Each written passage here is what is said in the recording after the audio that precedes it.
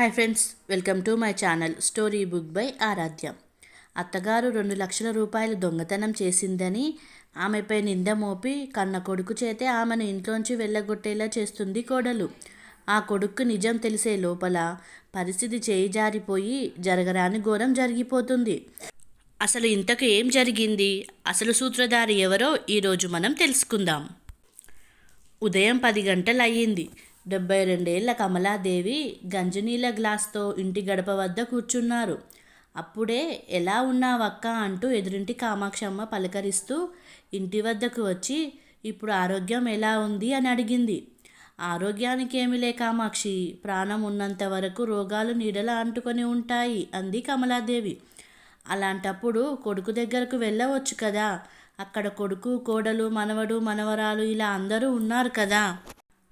కుటుంబాన్ని మొత్తం వదిలి ఇక్కడ ఒంటరిగా ఉండటం ఎందుకు? మీ అబ్బాయికి నువ్వంటే చాలా ప్రేమ, చాలా బాగా చూసుకుంటాడు కదా అన్నది కామాక్షి. నిజమే, కానీ నాకు ఈ ఊరిలో ఎలాంటి ఇబ్బందులు లేవు. ఇంకా చేసుకునే ఓపిక ఉంది కదా. ఎలాగోలా రోజంతా సజావుగా గడిచిపోతుంది. ఒకరి తలనొప్పి లేదు. నేను ఇంకొకరిని ఇబ్బంది పెట్టను. కానీ ఒక్కటే సమస్య ఏమిటంటే తొందరగా రోజు గడవదు.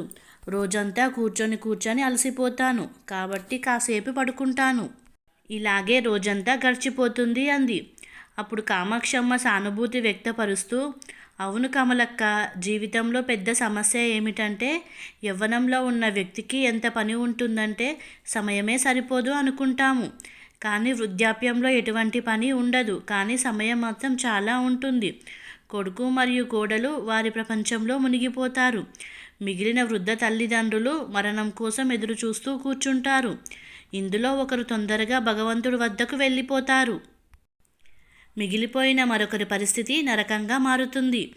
రామ్మోహన్ రావు గారు మరణించినప్పటి నుండి నీ ముఖంలో చిరునవ్వు మాయమైపోయింది. ఇలా ఒంటరిగా ఉండటం కంటే కొద్ది రోజులు నీ కొడుకు ఇంటికి వెళ్ళిరా, మనసుకు కాస్త ప్రశాంతంగా ఉంటుంది అన్నది కామాక్షి. అవును, నేను అదే ఆలోచిస్తున్నా. నిన్న అమర్ నుండి ఫోన్ వచ్చింది. వచ్చే వారం వస్తానని చెప్పాడు. వెళ్ళేటప్పుడు నన్ను కూడా తనతో తీసుకెళ్ళమని అడుగుతాను అని అంది కమలాదేవి. 4 రోజులు గడిచాక అమర్ తన తల్లి కమలాదేవిని కలవడానికి వచ్చాడు. కొడుకును చూడగానే ముసలి తల్లి కన్నీళ్లు పెట్టుకుంది. సంతోషంతో కొడుకు వచ్చిన ఆనందంలో ఆమె తనకున్న అనారోగ్యం, బలహీనత అన్నీ మర్చిపోయింది. కొడుక్కి ఇష్టమైన పూరి బంగాళదుంపని సిద్ధం చేసింది. కానీ ఆమె కంటిచూపు బలహీనంగా ఉండటంతో ఆమె చేసిన పూరీలు సరిగ్గా రాలేదు. అలాగే ఉడకని బంగాళదుంపలతో కూర చేసింది. వణుకుతున్న చేతులతో పూరి వేయిస్తే ఆమె చేతుల మీద కొద్దిగా నూనె పడి బొబ్బలు రావటం మొదలయ్యాయి. కొడుకు అమర్ తల్లి చేతులకు చల్లటి వెన్న పూశాడు. ప్రేమగా చూసుకునే కొడుకును చూసి కళ్ళల్లో నీళ్లు తిరిగాయి ఆవిడకు. కానీ కొడుకుకి సరిగ్గా వండి పెట్టలేకపోయాను అనే అపరాధ భావంతో, బాబు అమర్, వయసొచ్చింది కదా, నా చేతులు కాళ్ళు వణుకుతున్నాయి. ఇప్పుడు కంటి చూపు కూడా సన్నగిల్లింది. నేను ఎలాగోలా కాస్త గంజి అన్నం చేసుకొని బ్రతుకుతున్నాను. కానీ నీకు ఇష్టమైన ఆహారం నేను సరిగ్గా వండలేకపోయాను అంది కమలాదేవి. అమ్మ, చాలా బాగా వండావు. నీ చేతి పూరి బంగాళదుంప కూర తిని చాలా రోజులయ్యింది. చాలా రుచిగా చేశావు అన్నాడు. అమ్మ బాధపడకూడదు అని అలా అన్నాడు. కానీ అతను తన కడుపు సగం మాత్రమే నింపుకొని లేచాడు. మనసులో అమ్మని ఈ స్థితిలో ఒంటరిగా వదలలేను అని ఆలోచించి అమ్మను తనతో రమ్మని అడిగాడు. కొడుకు మాట కాదనలేక మరుసటి రోజు గ్రామస్తులకు వీడుకోలు పలికి కొడుకుతో కలిసి నగరానికి బయలుదేరింది కమలాదేవి. తన వృద్ధాప్యాన్ని తన కొడుకు కోడలు మరియు మనవరాళ్లతో సంతోషంగా గడుపుతాను అని అనుకుంటూ తనను తాను అదృష్టవంతురాలిని అని భావించింది కమలాదేవి. కానీ తాను ఊరు విడిచి నగరానికి ఎందుకు వచ్చానా అని అనుకోవడానికి పెద్ద సమయం పట్టలేదు ఆమెకు. తన కొడుకు ఇంటికి చేరుకోగానే అత్తగారిని చూసిన కోడలు అయిష్టంగానే ఎలా ఉన్నారు అని అడిగింది. మనవడు మనవరాలు అయితే గది నుండి బయటకు వచ్చి పలకరించి ఫార్మాలిటీ పూర్తి చేసుకొని ఏమీ మాట్లాడకుండా వెంటనే లోపలికి వెళ్ళిపోయారు. కొడుకు ఇంట్లో అటువంటి ఆహ్వానం చూసి కమలాదేవికి పరిస్థితి అర్థమయ్యింది. వీళ్లకు నేను ఇంటికి రావడం ఇష్టం లేదు అనుకుంది మనసులో. అంతలోనే కోడలు పెద్ద శబ్దంతో పని మనిషితో వెనక రూమ్లో ఉన్న చెత్త అంతా క్లీన్ చేసి అత్తగారి కోసం మంచం పరుపు ఏర్పాటు చెయ్యి, బాత్రూమ్ దగ్గరలోనే ఉంది కాబట్టి అక్కడైతే అత్తయ్యకు ఇబ్బంది ఉండదు అని అంది. సాయంత్రం సోఫా మీద టీవీ చూస్తూ ఒంటరిగా కూర్చున్న కమలాదేవికి అమ్మ టీ తీసుకోండి అంటూ పని మనిషి నిర్మల టీ కప్పు తెచ్చి ఇచ్చింది. అప్పుడు కమలాదేవి ఇంట్లో ఎవరూ కనిపించడం లేదు, అందరూ ఎక్కడికి వెళ్ళారు అని నిర్మలని అడిగింది. అమర్ సార్ గురించి నాకు తెలియదు, కానీ స్వాతి మేడం తన స్నేహితురాలు కిట్టి పార్టీకి వెళ్ళింది, పిల్లలు స్నేహితులతో బయటికి వెళ్ళారు అని నిర్మల లోపలికి వెళ్ళిపోయింది. ఒంటరిగా కూర్చొని టీ తాగుతూ ఊరిలో ఇంట్లో ఒక్కదాన్నే కాబట్టి ఒంటరిగా ఉన్నాను, ఇక్కడ ఎంతమంది ఉన్నా ఒంటరిగానే ఉన్నాను అనుకుంది కమలాదేవి. కొడుకు ఇంటికి వచ్చింది కానీ ఒంటరితనం ఇప్పుడు కూడా వేధిస్తూనే ఉంది ఆమెను. కానీ ఆమె కొడుకు అమర్ రోజుకు ఒకసారి వచ్చి తల్లిని పలకరించి అమ్మని బాగా చూసుకోవడానికి, ఇంట్లో ఎలాంటి లోటు రానివ్వకూడదని తన శాయశక్తిలా ప్రయత్నించేవాడు. కానీ తన ఉద్యోగం వలన అతను చాలా బిజీగా ఉండటం వల్ల తల్లితో కూర్చోవడానికి ఎక్కువ సమయం ఉండేది కాదు. కమలాదేవి ఆహారం మరియు గది శుభ్రంగా ఉంచడం ఇలాంటి పనులన్నీ పని మనిషి మాత్రమే చూసుకునేది. పిల్లలు ఆవిడతో ఎలాంటి సంబంధం లేకుండా వ్యవహరించేవారు. అమర్ ఎప్పుడైనా తన భార్య స్వాతితో అమ్మను చూసుకోమని కాసేపు మాట్లాడమని అడిగితే స్వాతికి చాలా కోపం వచ్చేది. ఒంటరిగా ఊరిలో ఉన్న ఆవిడను తెచ్చి నా తలపై పెట్టాల్సిన అవసరం ఏముంది అనేది. ఈ విషయంపై భార్యాభర్త తరచూ గొడవ పడేవారు. ఇక రాను రాను అమర్ భార్యతో చెప్పడం కూడా మానేశాడు. ఇంటి మొత్తంలో ఒక పని మనిషి నిర్మల మాత్రమే నవ్వుతూ కమలాదేవితో మాట్లాడేది. నిర్మల ఒక దయగల స్త్రీ. ఆమె భర్త చనిపోయాడు. పిల్లలను పోషించడానికి ఇళ్లల్లో పనిచేసేది. పని చేస్తూనే కమలాదేవి గారితో తన బాధలు పంచుకునేది. అప్పుడప్పుడు కమలాదేవి గారి బాగోగులు కూడా అడిగి తెలుసుకునేది. కానీ స్వాతికి ఈ విషయం కూడా నచ్చేది కాదు. అందుకే ఆమె తరచుగా మన స్థాయిని బట్టి మన స్నేహాలు ఉంటాయి అంటూ అత్తగారిని చిన్న చూపు చూసేది. ఈ తలనొప్పి తెచ్చి నాకు అంటగట్టారు అంటున్న కోడలు మాటలు అత్తగారికి సూదుల్లా గుచ్చుకుంటున్నాయి. కానీ ఈ అవమానాలను మౌనంగా భరించేది కమలాదేవి. ఒకరోజు నిర్మల పనికి రాకపోవడంతో కమలాదేవి పని మనిషి కోసం ఎదురు చూసింది. అయినా కానీ పని మనిషి కోసం తప్ప ఇంకెవరి కోసం ఆవిడ ఎదురు చూడాలి ఈ ఇంట్లో? మరుసటి రోజు నిర్మల పనికి రాగానే పనికి రాకపోవడానికి గల కారణం అడిగింది కమలాదేవి. నిర్మల కళ్ళల్లో నీళ్లు తిరిగాయి. నిన్న నా బిడ్డకు తీవ్ర గాయాలయ్యాయి, హాస్పిటల్లో చేర్పించాల్సి వచ్చిందని ఏడుస్తూ చెప్పింది. చాలా ఖర్చు అవుతుందని డాక్టర్ చెప్పారు. నా వద్ద అంత డబ్బు లేదు, ఏం చేయాలో అర్థం కావట్లేదు అని అంటున్న నిర్మల మాటలు విన్న కమలాదేవికి జాలి కలిగింది. మరుసటి రోజు ఉదయం తన కొడుకు అమర్ ఆఫీస్కి వెళ్లే ముందు తల్లిని కలవడానికి వచ్చినప్పుడు పని మనిషి పరిస్థితి గురించి చెప్పింది. ఆమె కొడుకుకి సహాయం చేయడానికి కొంత డబ్బు అడిగింది. అమ్మ నాకు ఆఫీస్కి లేట్ అవుతుంది, స్వాతికి చెప్తాను, డబ్బులు ఇస్తుంది అని చెప్పి అమర్ వెళ్ళిపోయాడు.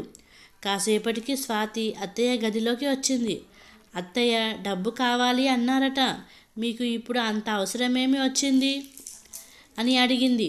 కమలాదేవి పని మనిషి గురించి మాట్లాడగానే స్వాతి కోపంతో, అవును, మాకు మామయ్య గారు చాలా ఆస్తిపాస్తులు ఇచ్చి వెళ్ళారు, ఇప్పుడు పని మనిషి ఖర్చులను తీర్చడం ఒక్కటే తక్కువ మాకు. అయినా నెల నెల పని మనిషి తన జీతం తీసుకుంటుంది, ఇంకా ఒక్క రూపాయి కూడా అదనంగా ఇవ్వను, మీ పని మీరు చేసుకోండి, అందరి విషయాల్లో దూరకండి, ఇంకోసారి ఇలాంటి విషయాలు మీ అబ్బాయికి చెప్తే అస్సలు బాగోదు అని చెప్పి వెళ్ళిపోయింది. ఈ విషయంపై స్వాతి తన పని మనిషి నిర్మలను కూడా మందలించింది. కోడలిలోని మరో కోణాన్ని చూసిన కమలాదేవి రాయిలా కదలకుండా కుర్చీలో కూర్చుండిపోయింది. అత్తగారు వచ్చినప్పటి నుండి స్వాతి ప్రవర్తన ఇలాగే కఠినంగా ఉంటుంది. తరచూ భర్తకు కూడా చెప్పేది, మీ అమ్మకు ఇక్కడ ఉండటం ఇష్టం లేదు, మీరు ఆమెను తీసుకెళ్ళి ఊర్లో వదిలేసి రండి, తద్వారా ఆవిడ అక్కడ తన వయసులో ఉన్న వారితో గడపవచ్చు అనేది. కానీ అమర్ తన తల్లిని విడిచిపెట్టడానికి ఇష్టపడలేదు. ఒకరోజు అమర్ తన ఆఫీస్ నుండి ఇంటికి తిరిగి వచ్చి అతను స్వాతికి డబ్బులు ఇస్తూ, స్వాతి మొత్తంగా ఈ డబ్బు 2 లక్షలుంది, అల్మారాలో దాచిపెట్టు అన్నాడు. సరే అంటూ స్వాతి డబ్బును తన అల్మారాలో పెట్టుకొని అల్మారాకి తాళం వేయకుండా వెళ్ళిపోయింది. మరుసటి రోజు అమర్ తన భార్యను డబ్బు అడగగా, నేను ఆ డబ్బును అల్మారాలో ఉంచాను, కానీ ఇప్పుడు ఆ డబ్బు అక్కడ లేదని స్వాతి చెప్పింది. వేరే చోట ఎక్కడన్నా పెట్టావేమో, సరిగ్గా వెతుకు అన్నాడు అమర్. అప్పుడు స్వాతి అత్తగారి గది వైపు అనుమానంగా చూస్తూ, నా పిల్లలకు డబ్బులు తీసే అవసరం లేదు. ఇక ఇంట్లో మీరు నేను కాకుండా డబ్బులు తీయగలిగే వాళ్ళు ఒక్కరే ఉన్నారు. కొద్ది రోజుల క్రితం మీ అమ్మగారు నిర్మలకి డబ్బు ఇవ్వమని అడిగింది అన్నది స్వాతి. స్వాతి చెప్పిన మాటలు విని అమర్కి చాలా కోపం వచ్చింది. స్వాతి, నువ్వు హద్దులు దాటిపోతున్నావు. మా అమ్మ గురించి ఇలా ఎలా ఆలోచిస్తావు? మా అమ్మ తన ఇంట్లోనే డబ్బులు ఎందుకు దొంగతనం చేస్తుంది? నా సంపాదన అంతా తనదే అంటూ భార్య పైన కోపడ్డాడు. మరి డబ్బులు ఎక్కడికి పోయాయి అని ఆమె చాలా కంగారుగా అంది. భార్యాభర్త ఇద్దరు ఇల్లంతా వెతికారు, కానీ ఎక్కడా డబ్బులు కనిపించలేదు. అప్పుడు స్వాతి చెప్పింది, అమర్, ఒక్కసారి నా మాట విను. మీ అమ్మగారి గదిలో వెతుకుదాం. అక్కడ నుండి డబ్బు దొరుకుతుందని అనుకుంటున్నాను. మీకు వెతికే ధైర్యం లేకపోతే మేమే వెతుకుతాం. దొంగ మాత్రం తప్పించుకోలేడు అంటూ స్వాతి అత్తగారి గదిలోకి ప్రవేశించింది. స్వాతి, ఏం చేస్తున్నావు? నా సామాన్లన్నీ ఇలా ఎందుకు బయటకు తీస్తున్నావు అన్నది కమలాదేవి. అత్తయ్య, ఈరోజు ఇంటి దొంగ ఎవరో బయటపడాల్సిందే అంటూ కమలాదేవి పెట్టె తెరిచి సామాన్లు బట్టలు అన్నీ బయట విసురుతుంది స్వాతి. అదే సమయంలో 2 కట్టల కరెన్సీ నోట్లు కూడా బయటకు వచ్చాయి. కంగారులో ఉన్న అమర్ అది చూసి అవాక్కయ్యాడు. అమ్మా, ఏంటమ్మా ఇది? నువ్వు ఇలాంటి పని చేస్తావని కలలో కూడా ఊహించలేదు. డబ్బు అవసరం మరీ ఎక్కువైతే నాతో చెప్పొచ్చు కదా అన్నాడు. అప్పుడు స్వాతి, ఏంటిది? ఇక్కడ 1,00,000 రూపాయలు మాత్రమే ఉన్నాయి. మిగిలిన 1,00,000 మీరు పని మనిషికి ఇచ్చారా అని అంది. అక్కడే ఉన్న నిర్మల, లేదు మేడం, మేము పేదవాళ్ళమే కానీ దొంగలం కాదు అని చెప్పింది. అయినా స్వాతి ఒప్పుకోలేదు. ఆమెను ఉద్యోగంలో నుండి తొలగించింది. అమర్ తలదించుకొని ఆఫీస్కి బయలుదేరాడు. ముసలి తల్లి మనసులో ఏడుస్తూనే ఉంది. ఈరోజు నా కోడలు నా పైన ఇంత పెద్ద కలంకం వేసింది. జీవితమంతా త్యాగం చేసి నేను పెంచి పెద్ద చేసిన నా కొడుకు నా పైన కోడలు వేసిన దొంగతనం ఆరోపణను అంగీకరించాడు అనుకుంటూ ఆ వృద్ధ తల్లి మనసు అల్లాడిపోయింది. ఆమె గుండెల్లో తుఫాను ఎగిసిపడుతోంది, కానీ ఆమె మౌనంగా ఉంది. అమర్ మనసులో కూడా నా తల్లి ఇలా చేయలేదు అనే ఉంది. సాయంత్రం ఆఫీస్ నుండి వచ్చిన తరువాత స్వాతి, అమ్మ ఇలాంటి తప్పు చేసిందంటే నేను నమ్మను అన్నాడు. కళ్ళ ముందే దొంగతనం చేసి పట్టుబడిన మీ తల్లి గురించి ఇలా ఎలా మాట్లాడగలుగుతున్నారు? అయినా నేను మీకు ఒక విషయం చెప్పాలనుకున్నాను. ఇంత జరిగాక ఇప్పుడు నేను మీ అమ్మతో కలిసి జీవించలేను. వెంటనే మీరు ఆమెను తిరిగి ఊరిలో వదిలేసి రండి. ఆమె కూడా సంతోషంగా ఉంటుంది, మనము కూడా సంతోషంగా ఉండవచ్చు అన్నది. అప్పుడు అమర్, స్వాతి, నీకు ఏమైనా పిచ్చి పట్టిందా? ఊరిలో అందరికీ నేను ఒక సీనియర్ ఆఫీసర్ అని తెలుసు. ఇలాంటి పరిస్థితుల్లో వయసు అయిపోయిన తల్లిని ఒంటరిగా వదిలేస్తే నలుగురు నా గురించి ఏమనుకుంటారు? నా పరువు పోతుంది. అందరూ నా మీద ఉమ్మి వేస్తారు. ఈ వయసులో అమ్మను ఒంటరిగా వదిలివేయటం అస్సలు సరికాదు అన్నాడు. అప్పుడు స్వాతి, అయితే పర్వాలేదు, వృద్ధాశ్రమంలో వదిలేయండి. ఇకపై నేను ఆమెతో కలిసి ఉండలేను. ఆమె ఇక్కడ ఉంటే పిల్లలపై ఎలాంటి ప్రభావం పడుతుందో అంటూ వెళ్ళిపోయింది స్వాతి. మరునాడు తల్లి బట్టలు సర్దుతూ, అమ్మ, నేను ఒక వృద్ధాశ్రమంలో మాట్లాడాను. రేపు ఉదయం నిన్ను వృద్ధాశ్రమంలో వదిలి వస్తాను. ఇప్పటి నుండి నువ్వు వృద్ధాశ్రమంలో ఉండాలి అని అమ్మ వైపు చూశాడు అమర్. అమ్మ కళ్ళు రాత్రంతా ఏడ్చి ఏడ్చి ఎర్రబడ్డాయి. ఆమె కేవలం ఇదే చెప్పింది, ఆ డబ్బు ఎలా వచ్చిందో నాకు తెలియదు అని. వృద్ధాశ్రమానికి వెళుతున్నప్పుడు కూడా మార్గమంతా ఆమె చెబుతూనే ఉంది, జరిగిన దానిలో నా తప్పు ఏమీ లేదని. నేను వృద్ధాశ్రమానికి వెళ్ళను, ఇంట్లో ఏదో ఒక మూలన పడి ఉంటాను. మీ నాన్న పోయిన తర్వాత నాకున్న ఒక్క ఆసరా నువ్వే. ఇప్పుడు నువ్వు కూడా నన్ను ఇలా వదిలేస్తే ఇక నేను ఎలా బతుకుతాను అని కమలాదేవి బ్రతిమిలాడింది. అయినా స్వాతి చెప్పిన మాటలను దృష్టిలో ఉంచుకొని అమ్మను వృద్ధాశ్రమంలో దింపాడు అమర్. అక్కడ దింపేసి వచ్చాక అతను రోజువారీ జీవితంలో బిజీ అయ్యాడు. అత్తగారిని ఇంట్లో నుండి పంపిన తర్వాత స్వాతి కూడా సంతోషంగా ఉంది. ఆ తర్వాత కమలాదేవిని చూడటానికి ఎవరూ వెళ్ళలేదు. ఆ రోజుకి కమలాదేవి వృద్ధాశ్రమానికి చేరి 2 నెలలు అయ్యింది. ఈ క్రమంలో ఆమె మొత్తం అమర్తో ఫోన్లో మాట్లాడాలని 2 సార్లు ప్రయత్నించింది. కానీ 2 సార్లు పని మీద బయటకు వెళ్ళారని చెప్పి కాల్ డిస్కనెక్ట్ చేసింది స్వాతి. ఒకరోజు అమర్ ఆఫీస్కి వెళ్ళడానికి సిద్ధంగా ఉన్నాడు. అప్పుడే అతనికి కాల్ వచ్చింది. మిస్టర్ అమర్, మీ అమ్మ చనిపోయింది అని. వెంటనే తన భార్యతో వృద్ధాశ్రమానికి బయలుదేరాడు అమర్. ఆశ్రమానికి చేరుకుని లోపలికి వెళ్ళి చూసేసరికి తల్లి మృతదేహాన్ని నేలపై పడుకోబెట్టారు. అమర్ తన తల్లి 2 చేతులతో ఛాతీకి దగ్గరగా ఒక ఫోటో పట్టుకొని ఉండటాన్ని గమనించాడు. ఆమె 2 చేతులు బిగుతుగా ఉండిపోయాయి. అప్పుడొక వృద్ధురాలు అమర్ వద్దకు వచ్చింది. నువ్వు ఈ దురదృష్టవంతురాలు కొడుకువా అని అడిగింది. అమర్ అవును అని తల ఊపాడు. అప్పుడు ఆమె, బాబు, మీ అమ్మ ఇక్కడికి వచ్చినప్పటి నుండి మౌనంగా ఉండేది. నీ ఫోటోను తన 2 చేతుల్లో ఛాతీకి దగ్గరగా పట్టుకొని కుర్చీ మీదే కూర్చొని పగలు మరియు రాత్రి నీకోసమే వేచి ఉండేది అంటూ ఆ వృద్ధురాలు తన కన్నీళ్లు తుడుచుకుంటూ మరొక విషయం కూడా చెప్పింది. ఒక స్త్రీ తన కొడుకుతో మీ అమ్మని కలవడానికి వచ్చేది. ఆవిడను చూడగానే మీ అమ్మ మొహం ఆనందంతో వెలిగిపోయేది. తరచుగా మీ అమ్మకి ఆమె తన ఇంటి నుండి భోజనం తీసుకువచ్చి ఎంతో ఆప్యాయంగా తన చేతులతో తినిపించేది. ఆమె వెళ్ళిన వెంటనే మళ్ళీ మీ అమ్మగారు విచారంగా ఉండేది. ఆ వృద్ధురాలు ఏ మహిళ గురించి మాట్లాడుతుందా అని అమర్ తెలుసుకోవాలనుకున్నాడు. నీ తల్లి ఎప్పుడూ ఒకటే మాట్లాడేది మరియు నిద్రలో కూడా కలవరించేది, నా తప్పు లేదు, నా తప్పు లేదు అని. ఆమె నిన్న రాత్రి కూడా ఇలాగే కూర్చుంది. నేను ఉదయం లేచినప్పుడు ఆమె ఇంకా అలానే కూర్చుంది అని నేను వెళ్ళి మీ అమ్మని చిన్నగా కదిపాను. అదే సమయంలో మీ అమ్మ కుర్చీలోంచి కింద పడిపోయింది. వెంటనే వృద్ధాశ్రమం డైరెక్టర్కి సమాచారం అందించగా డాక్టర్ని పిలిపించి పరీక్ష చేయగా మీ అమ్మ మరణించింది అని తెలిసింది. బాబు, మీ అమ్మ నీకోసమే చివరిగా ఒక ఉత్తరం రాసింది అంటూ అమర్ చేతిలో ఉత్తరం పెట్టింది ఆ వృద్ధురాలు. అమర్ తల్లి రాసిన చివరి ఉత్తరాన్ని చదవడం ప్రారంభించాడు. కానీ ఆ లేఖలో రాసినది చదివిన వెంటనే అమర్కి మరో షాక్ తగిలింది. ఒకవైపు తన తల్లి పట్ల తన ప్రవర్తనకు సిగ్గుపడుతున్నాడు, మరోవైపు అమర్ కళ్ళు ఎర్రబడ్డాయి. ఆ ఉత్తరం చదివిన తరువాత తల్లి మృతదేహాన్ని కౌగులించుకొని పెద్దగా ఏడవడం మొదలుపెట్టాడు.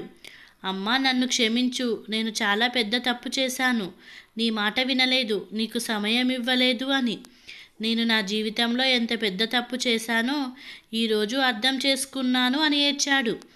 ఆ తర్వాత కమలాదేవి మృతదేహాన్ని అంత్యక్రియలకు తీసుకువెళ్లారు. చాలా బాధతో అమర్ తన తల్లికి అంత్యక్రియలు నిర్వహించి కన్నీరు కారుస్తూ తన ఇంటికి తిరిగి వచ్చాడు. అమర్ ఆ ఉత్తరం చదివిన తర్వాత ఎందుకలా ప్రవర్తించాడు అనే విషయం అర్థం కాలేదు స్వాతికి.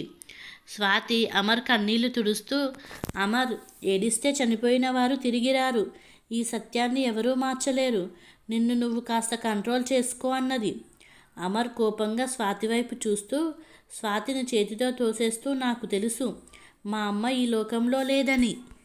ఇప్పుడు కోరుకున్నప్పటికీ నేను ఆమెను కలవలేను, కానీ ఆమె ఈ ప్రపంచంలో ఉన్నప్పుడు ఆమెకు నా సహవాసం అవసరం ఉండేది. ఆమె నాతో మాట్లాడాలని కోరుకుంది, అప్పుడు నేను ఆమెకు సమయం ఇవ్వలేదు. ఇదంతా కేవలం నీ వల్ల మాత్రమే జరిగింది. నువ్వు మా అమ్మపై ఇంత కుట్ర పన్నుతావా? తను ఏ తప్పు చేయలేదని చెబుతూనే ఉంది, కానీ నేను వినలేదు. నేను నిన్ను మాత్రమే నమ్మాను, కానీ నువ్వు నన్ను ఎంత మోసం చేశావు అన్నాడు. అమర్ నోటి నుండి ఈ విషయాలు విని స్వాతి ఆశ్చర్యపోయింది. అదే సమయంలో అమర్ స్వాతి తండ్రికి ఫోన్ చేసి, త్వరగా వచ్చి మీ కూతుర్ని తీసుకెళ్ళండి, ఇంత దుర్మార్గురాలు నాకు వద్దు అని ఫోన్ పెట్టేశాడు. అప్పుడు స్వాతి గట్టిగా అరిచింది, అమర్, నువ్వు నా గురించి ఇలా ఎలా మాట్లాడుతున్నావు? నాతో ఎందుకు ఇలా ప్రవర్తిస్తున్నావు అన్నది. కొంచెం సేపటికి నీకు అన్నీ తెలుస్తాయి అన్నాడు అమర్. కొద్దిసేపటికి స్వాతి వాళ్ళ అమ్మ నాన్న తమ కొడుకు కోడలితో కలిసి అల్లుడింటికి వచ్చారు. స్వాతి వాళ్ళ అమ్మ కోపంగా, అమర్, నా కూతుర్ని ఇలా మాట్లాడటానికి నీకెంత ధైర్యం? నా కూతురుని ఇన్ని మాటలు అన్న నీ మీద పోలీస్ కంప్లైంట్ ఇస్తాను అంటూ అల్లుడి మీద కేకలు వేసింది. అదే సమయంలో అమర్, మీ ఇష్టం వచ్చింది చేసుకోండి అని అరిచాడు. ఇది ఇక నా ఇంట్లో ఉండదు అంటూ స్వాతి వైపు చేయి చూపించి అన్నాడు. అమర్ పెద్దగా అరవడంతో స్వాతి తల్లి కాస్త శాంతించింది. అసలు ఏమైంది అమర్, ఎందుకు నా కూతురు మీద ఇలా నిందలు వేస్తున్నావు అని స్వాతి తండ్రి అడిగాడు. మామయ్య, నా మాటలకు మీకు అంత కోపం వస్తుంటే మీ సొంత కూతుర్నే అడగండి తను చేసిన నిర్వాకం ఏమిటో అని అన్నాడు చాలా కోపంగా. వాళ్ళు కూతురు వైపు చూశారు, కానీ స్వాతి నోరు విప్పలేదు. అప్పుడు సరే, ఈ పాపాత్మురాలు ఏం చేసిందో నేనే చెబుతాను. నేను చాలా కాలం నుండి మా అమ్మ నుండి విడిగా ఉన్నాను, అది మీకు తెలుసు. కానీ ఇప్పుడు ఆవిడకు వయసు వచ్చింది, వృద్ధాప్యంలో ఇబ్బంది పడుతుంది అని ఇప్పుడు మా ఇంటికి తీసుకువచ్చాను. కానీ స్వాతికి మా అమ్మ ఇంట్లో ఉండటం ఇష్టం లేక మా అమ్మని ఇంటి నుండి గెంటివేయడానికి ఎంత నీచ స్థాయికి దిగజారిందో మీరే చూడండి అంటూ తల్లి రాసిన ఉత్తరాన్ని అందరికీ వినబడేలా చదివాడు. తన మనసులోని ప్రతి విషయాన్ని బయటపెడుతూ అమ్మ ఆఖరి క్షణాల్లో ఈ ఉత్తరం రాసింది అని చెప్పి చదవడం కొనసాగించాడు. నా చిట్టి తండ్రి అమర్, ఎల్లప్పుడూ నువ్వు సంతోషంగా ఉండాలి. నేను బతికి ఉన్నప్పుడు నేను చెప్పింది ఒక్క మాట కూడా వినలేదు నువ్వు. కానీ నా మరణానంతరం ఈ లేఖ చదివినప్పుడు నువ్వు ఖచ్చితంగా నేను చెప్పింది నమ్ముతావు. నేను మీ ఇంటికి వచ్చిన రోజు నుండి నీ భార్య నాతో సరిగ్గా మాట్లాడలేదు. మాట్లాడటం మాట అలా ఉంచు, నీ భార్య నన్ను ప్రతి చిన్న విషయానికి అవహేళన చేసేది. నేను నిన్ను పని మనిషికి ఇవ్వడానికి డబ్బు అడిగినప్పుడు నువ్వు కోడలికి బాధ్యత అప్పగించి ఆఫీస్కి వెళ్ళిపోయావు. కానీ ఆమె నన్ను అన్న మాటలు నేను నీతో చెప్పుకోలేకపోయాను. కానీ నేను నిర్మల నిస్సహాయతను చూసి జాలిపడి ఆమెకు నా బంగారు ఉంగరాన్ని ఇచ్చాను. తద్వారా ఆమె తన బిడ్డకు వైద్యం చేయించడానికి అమ్ముకుంది. కానీ ఆమె ఎంత ఆత్మగౌరవం గల మహిళ అంటే నా రుణం తీర్చుకోవడానికి రాత్రింబగళ్ళు కష్టపడింది. మీరు నన్ను వృద్ధాశ్రమానికి పంపించేశారు అని తెలిసి ఇక్కడికి వచ్చి నా రుణం చెల్లించబోయింది. ఇక నాకు ఈ డబ్బు అవసరం లేదు అని నీ పిల్లల కోసం ఖర్చు చెయ్యి అని చెప్పాను. ఆమె నన్ను తర్వాత తన ఇంటికి తీసుకువెళ్ళాలనుకుంది. కానీ ఏదో ఒకరోజు నా కొడుకు నన్ను తీసుకెళ్ళడానికి ఖచ్చితంగా వస్తాడని నేనే నిరాకరించాను. మీ డబ్బు పోవడానికి ముందు రోజు నువ్వు ఆఫీస్కి వెళ్ళిన తర్వాత స్వాతి నా దగ్గరకు వచ్చి, అత్తయ్య, ఇలా కూర్చుంటే మీ ఎముకలు పట్టుకుపోతాయి, శరీరాన్ని కొద్దిగా కదిలిస్తూ ఉండాలి అంటూ నిర్మలతో పాటు నన్ను కాసేపు పార్కుకు వెళ్ళండి అని పంపింది. కానీ నాకు అప్పుడు అర్థం కాలేదు. ఒక్క మాట కూడా మాట్లాడని నా కోడలు ఈరోజు నా గురించి ఇంత ఆలోచిస్తుందేంటి అని. కానీ ఆమె నేను వెళ్ళిన తర్వాత మీ డబ్బులు నా పెట్టెలో పెట్టి నాతో పాటు పని మనిషి పైన కూడా దొంగతనం ఆరోపణ చేసింది అని చదువుతూ ఆగాడు అమర్. అతను స్వాతి తల్లిదండ్రిని చూస్తూ, మీ కూతురికి మా అమ్మ అంటే ఇష్టం లేదని నాకు తెలుసు. కానీ ఆమెను వదిలించుకోవడానికి ఇంత నీచమైన పనికి దిగుతుందని నాకు తెలియదు అని అమర్ ఏడుస్తూ చెప్పాడు. లేదు, నా కూతురు ఇలా చేయదు అంటూ స్వాతి తల్లి అంటుండగా, ఇది పూర్తిగా నిజం. మీరు మీ కుమార్తెకు బంగారు చైనిచ్చిన రోజు జరిగిన విషయం ఇది అన్నాడు. బంగారు గొలుసా? లేదు బాబు, నేను స్వాతికి ఏ బంగారు గొలుసు ఇవ్వలేదు అంది ఆమె.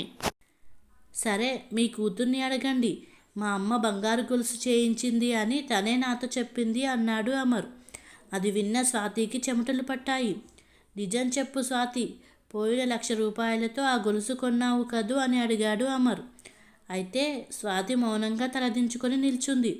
అప్పుడు స్వాతి తల్లి కూతురు దగ్గరగా వచ్చి కోపంగా, స్వాతి, మాట్లాడవేమి అని అడిగింది. అమర్ అందుకొని, ఇది కూడా నేనే చెప్తాను. పని మనిషి నిర్మలను తీసివేశాక అమ్మను వృద్ధాశ్రమానికి పంపిన తర్వాత 2 రోజులకు స్వాతి జ్యువెలరీ షాప్కి వెళ్ళి ఒంటరిగా బంగారు గొలుసు కొనడం నిర్మల చూసిందంట. ఆ షాపులో పనిచేసే తన పక్కింటి అమ్మాయిని అడిగి స్వాతి 1,00,000 రూపాయల బంగారం గొలుసు కొన్నదని నిర్మల తెలుసుకుంది. అదే విషయం అమ్మను ఆశ్రమంలో కలిసినప్పుడు నిర్మల చెప్పింది. అదే విషయం అమ్మ ఉత్తరంలో కూడా రాసింది అన్నాడు. స్వాతి తల్లి అది విని స్వాతిని చెంప పగలగొట్టింది. అమ్మ మాట వినని మూర్ఖుడిని నేను. నీ ప్రేమ చూసి ఇంకేమీ చూడలేనంత గుడ్డివాడిని అయ్యాను అంటూ అమ్మ రాసిన ఉత్తరం మళ్ళీ చదవడం ప్రారంభించాడు. నా చివరి కోరికగా ఊరిలో ఉన్న నా ఇల్లు నిర్మలకు దక్కేలా చూడు. నిర్మల చేసిన సహాయానికి ఇలాగైనా రుణం తీర్చుకోవాలి అనుకుంటున్నాను. చివరగా ఒక మాట, నేను ఈ ఉత్తరం రాయడం అనేది ఎవరిని దోషిగా నిరూపించడానికి కాదు. నేను ఎటువంటి తప్పు చేయలేదని, నేను నిర్దోషిని అని నిరూపించుకోవాలని. నువ్వు నీ కుటుంబంతో సంతోషంగా జీవించాలని కోరుకుంటున్నాను. ఇట్లు మీ అమ్మ. ఇది చదివిన అమర్ వెక్కి వెక్కి ఏడ్చాడు. ఉత్తరమంతా విన్న స్వాతి తల్లి కళ్ళు కూడా కన్నీళ్లతో నిండిపోయాయి. ఆమె స్వాతితో, నీలాంటి కూతురిని కన్నందుకు సిగ్గుపడుతున్నాను. నీ వదిన కూడా మా పట్ల ఇలాగే ప్రవర్తిస్తే ఎలా ఉంటుంది అని ఒక్కసారి ఆలోచించలేదు అని తిట్టింది. మరోవైపు బంగారు గొలుసుకొని అత్తగారిని వదిలించుకోవాలని ఇంత నీచమైన పని చేశావు, సిగ్గులేదా అని స్వాతి అన్నయ్య కూడా తిట్టాడు. బాబు, నా కూతురు మహాపాపం చేసింది, కానీ నా కూతురికి ఒక అవకాశం ఇవ్వమని కోరుతున్నాను. మీరు సంతోషంగా జీవించాలని మీ అమ్మ కోరిక కదా అన్నాడు స్వాతి తండ్రి. తల్లి చివరి క్షణాల్లో అమ్మకి సేవ చేసిన నిర్మలను దృష్టిలో ఉంచుకొని అమర్ తన తల్లి ఇల్లు నిర్మలకు రాసి ఇచ్చాడు. తన తల్లి చివరి కోరిక తీర్చడానికి స్వాతిని ఇంట్లో ఉంచుకున్నాడు. కానీ స్వాతిని మాత్రం ఎప్పటికీ క్షమించలేకపోయాడు. స్వాతి మళ్ళీ భర్త హృదయంలో తన స్థానాన్ని సంపాదించుకోవడానికి ప్రయత్నిస్తోంది. కానీ బహుశా అది ఇప్పుడు కుదరకపోవచ్చు. కథ సమాప్తం. మీకు కనుక ఈ కథ నచ్చినట్లయితే ఈ ఛానల్ని సబ్స్క్రైబ్ చేసుకోగలరు. Please subscribe.